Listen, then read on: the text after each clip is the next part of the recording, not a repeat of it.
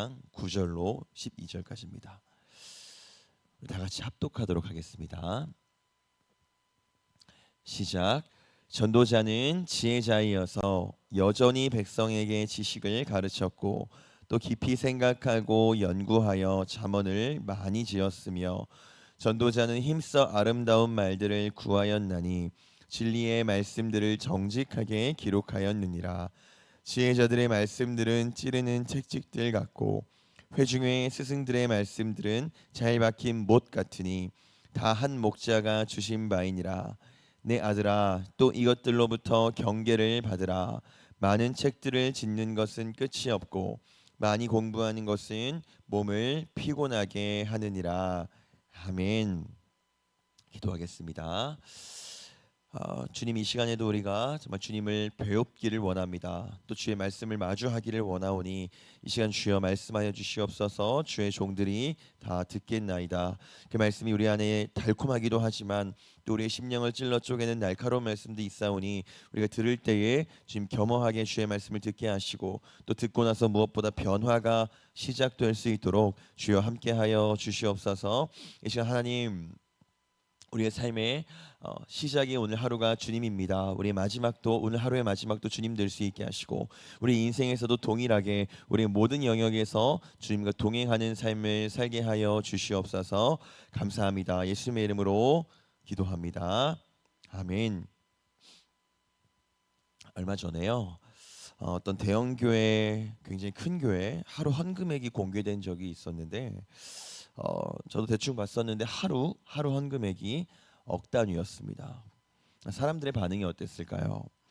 이게 교회냐 기업이냐, 완전 주 예수다. 여기서 말하는 주 예수는 우리가 말하는 주 예수가 아니고요, 주식회사 예수라고 비아냥거리는 거예요.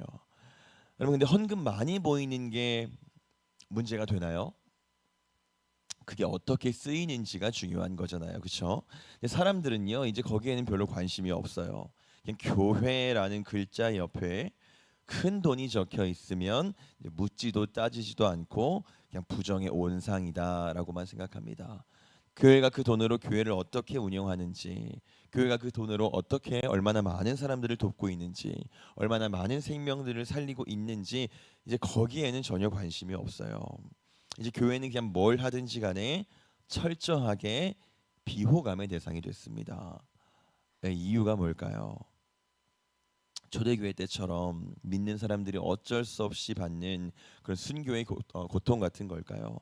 예수님도 핍박받았었고 또 제자들도 핍박받았었는데 그런 것처럼 우리도 교회라는 이름 때문에 핍박받아서 그런 걸까요? 저도 알고 여러분도 아시겠지만 그건 아닐 거예요. 제가 전에 있던 교회에서요, 어떤 초등학생 아이를 잠깐 혼낼 일이 있어서 그냥 가볍게 혼을 내고 있었어요. 그렇게 하면 안 돼, 이렇게 하고 있었는데 옆에 있던 다른 초등학생 아이가 근데 그 혼나던 아이보다 한 살 많은 언니였습니다. 제 말에 자꾸 맞장구를 치는 거예요. 옆에서 맞아, 네가 그러면 안 되는 거야.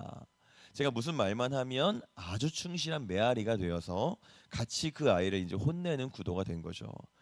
그 혼나던 아이가 이제 처음에는 가만히 있다가 몇 번 듣다가 갑자기 이제 소리를 빽 지르면서 언닌 조용히 하라고, 언닌 저리로 가, 이렇게 했었던 기억이 나요.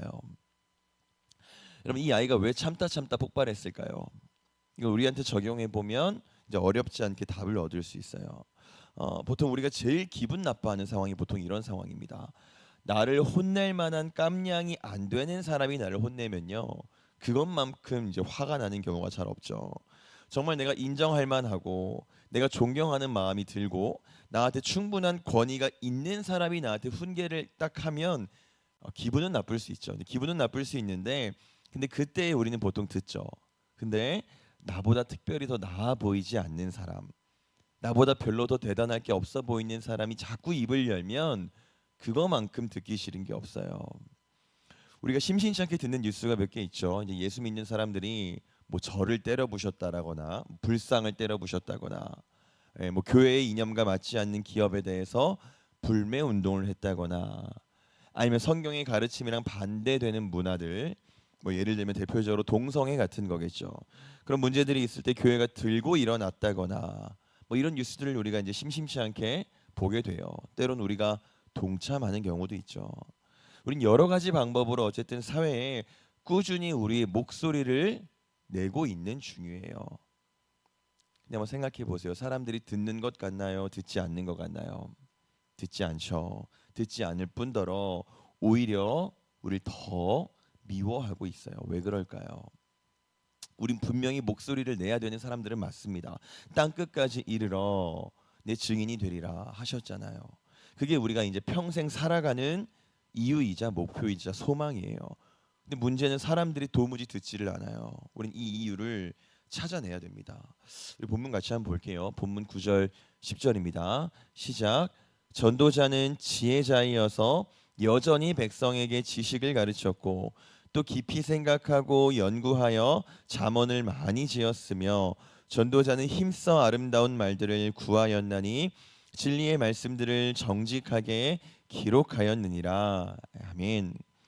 오늘 전도자도요 백성들을 많이 가르쳤고 또 진리의 말씀들을 많이 기록했대요.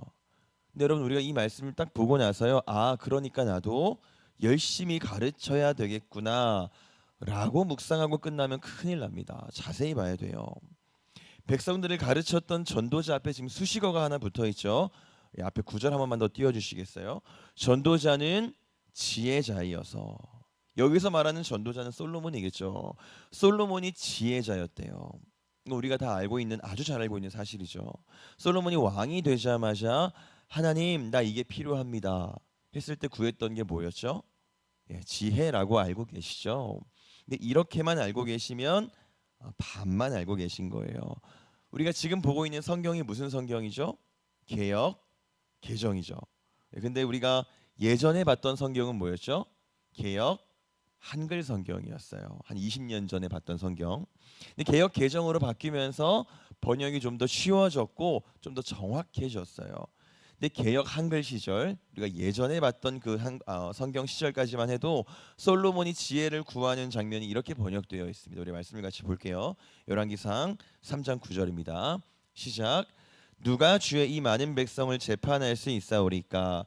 지혜로운 마음을 종에게 주사 주의 백성을 재판하여 선악을 분별하게 하옵소서. 이 예전에 읽었던 성경에선 정말 저렇게 돼 있어요. 지혜로운 마음을 주시옵소서. 지혜를 구하고 있습니다. 근데 개역 개정으로 번역이 되면서 이 부분이 조금 바뀌었는데 같이 한번 볼게요. 시작. 누가 주의 이 많은 백성을 재판할 수 있사오리까? 듣는 마음을 종에게 주사 주의 백성을 재판하여 선악을 분별하게 하옵소서. 뭐가 바뀌었는지 확인하셨죠? 지혜라는 말이 듣는 마음으로 바뀌었습니다. 그럼 성경에 오류가 있는 거 아니냐? 성경은 바뀌면 안 되는 거잖아요. 바뀐 게 아니고요.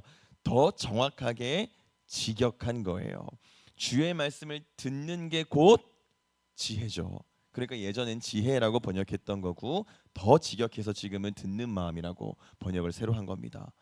어쨌든 여러분 솔로몬은 지혜자예요. 그 말은 듣는 사람이었다는 거예요. 뭘 들었을까요? 하나님의 말씀을 듣는 사람이었죠. 그러니까 여러분 이게 먼저가 돼야 되는 겁니다. 듣는 게 먼저가 돼야 되는 거예요. 듣고 나서 가르치는 자 됐던 거예요. 그러니까 우리는 오늘 오늘의 본문을 묵상할 때에 나도 많이 가르쳐야겠다가 먼저 나오면 안 되고요. 많이 들어야겠다가 더 먼저 나와야 되는 거예요.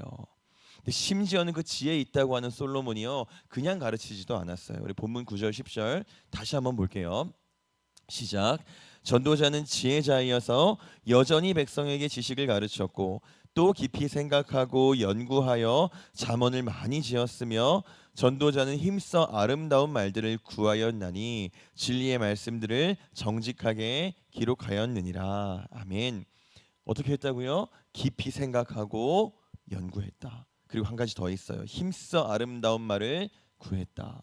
그러니까 가르칠 때에 많이 가르치긴 했는데 가르칠 때에 깊이 연구하고 또 생각하고 그것도 모자라서 더 좋은 말이 없을까? 더 나은 말이 없을까 고민하고 또 고민했다는 거예요. 여러분 이게 그리스도인이 입을 여는 과정이 돼야 되는 겁니다. 가르치는 과정이 이래야 한다는 거예요. 근데 우리 말은 많이 하는데 잘 듣지를 않죠. 듣지 않으니까 지혜가 없어요. 지혜가 없으니까 말은 많이 하는데 거기에 능력이 없는 겁니다. 지혜가 없으니까 메시지는 계속 전달하는데 목소리는 내고 있는데 그 메시지에 정작 주인공이셔야 되는 우리 주님 예수 그리스도가 자꾸 빠져 있는 거예요.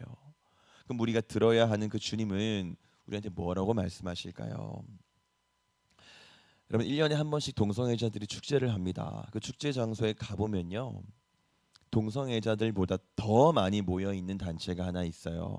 어느 단체일까요? 교회가 더 많이 있습니다. 거기서 피켓 들고 있고 또 어떤 때는 꽤 폭력적으로 거기서 시위를 해요. 그럼 그거 보면서 우리 주님이 오냐 잘했다 하실까요? 전 잘 모르겠어요. 우리 주님이 가늠한 여인한테 어떻게 했는데요?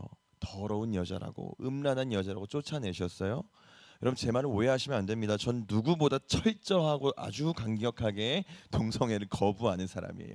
반대하는 사람이에요. 그러나 동성애는 철저하게 거부하지만 동성애자는 죄는 철저하게 거부하지만 죄인은 우리는 그들을 안아줘야 되는 사람들이에요. 왜요? 우리도 주님이 안아주셨잖아요.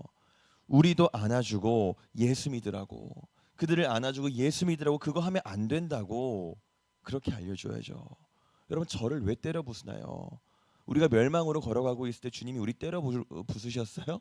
우리가 멸망으로 걸어가고 있을 때 우리가 아직 죄인 되었을 때에 주님이 우리를 다 부셔버렸나요? 아니잖아요. 사랑하셨잖아요.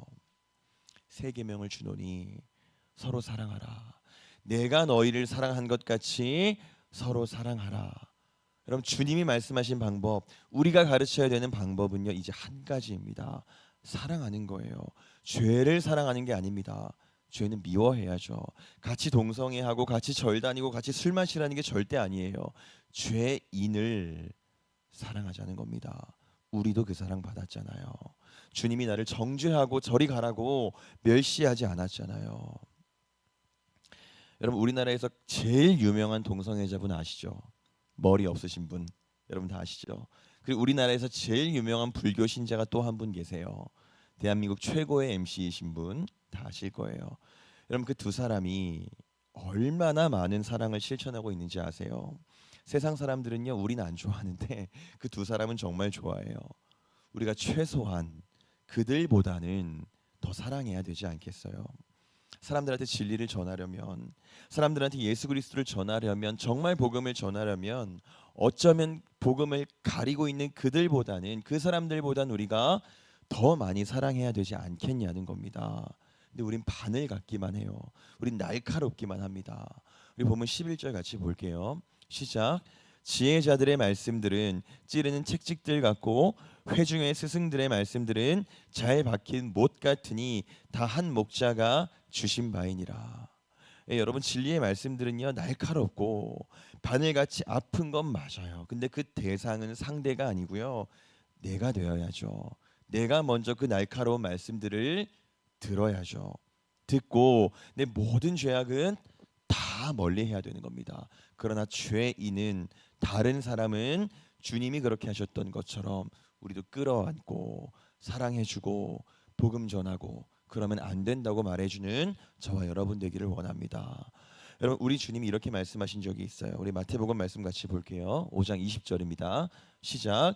내가 너희에게 이르노니 너희 의가 서기관과 바리새인보다 더 낫지 못하면 결코 천국에 들어가지 못하리라. 여러분 바리새인들 서기관들 다 아시죠? 항상 우리 주님이랑 대척 관계에 있던 사람들이에요.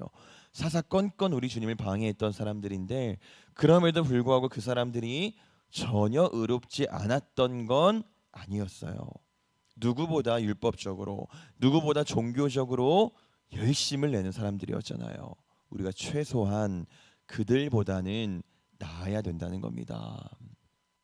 우리가 가르치는 자 되려면 우리가 복음 증거자가 되려면 최소한 우리 주님을 모르고 있는 예수 그리스도를 모르고 있는 그 사람들보다는 더 의로워야 되지 않겠어요?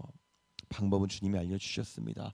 내가 사랑한 것 같이 너희도 서로 사랑하라. 그럼 주님이 어떻게 사랑하셨죠? 날카로운 말로 상대방을 죽이고 죄인들을 배척하고 그렇게 사랑하지 않으셨습니다. 어떻게 하셨어요? 죄인들이랑 같이 한 상에서 식사하셨잖아요. 상대방을 죽이기는커녕 내가 죽었잖아요. 그 사람을 죽이지 않고 주님께서 스스로 죽으셨습니다. 주님처럼 우리가 하면요, 주님처럼 우리가 사랑하면요, 세상이 듣지 않을 리가 없습니다. 나보다 사랑 없어 보이는 자들이 자꾸만 사랑을 말해요. 나보다 의롭지 않은 자들이 자꾸만 의를 말하니까 안 듣는 거예요. 이제 우리가 먼저 들었으면 좋겠습니다. 날카로운 말로 말하기보다 주님이 뭐라고 말씀하시는지, 우리에게 뭘 명령하시는지 먼저 들었으면 좋겠어요. 그때 주님은 한결같이 이렇게 말씀하실 거예요. 서로 사랑해라. 내가 너희를 사랑한 것처럼 너희도 서로 사랑해라. 이렇게 말씀하실 겁니다. 그럼 이건요, 교회 밖에서만 그렇게 하라는 게 아니고요, 교회 안에서도 우리끼리도 그렇게 동일하게 사랑해야 되는 겁니다. 마음에 들지 않는 사람, 이해가 되지 않는 사람, 죄가 가득해 보이는 사람, 비상식적으로 보이는 사람, 그 사람들을 배척하고 정죄하는 게 아니라 그들을 품어주고 안아주고, 우리가 주님이 사랑하셨던 것처럼, 주님이 우리를 멀리하지 않으시고 한 자리에 같이 식사하셨던 것처럼 그들을 오히려 품는 저와 여러분 되면 좋겠습니다. 그때에 우리가 전하는 복음이, 우리가 전하는 사랑이 정말 놀라운 능력을 발휘하게 될 줄 믿습니다. 기도하겠습니다. 하나님, 우리가 이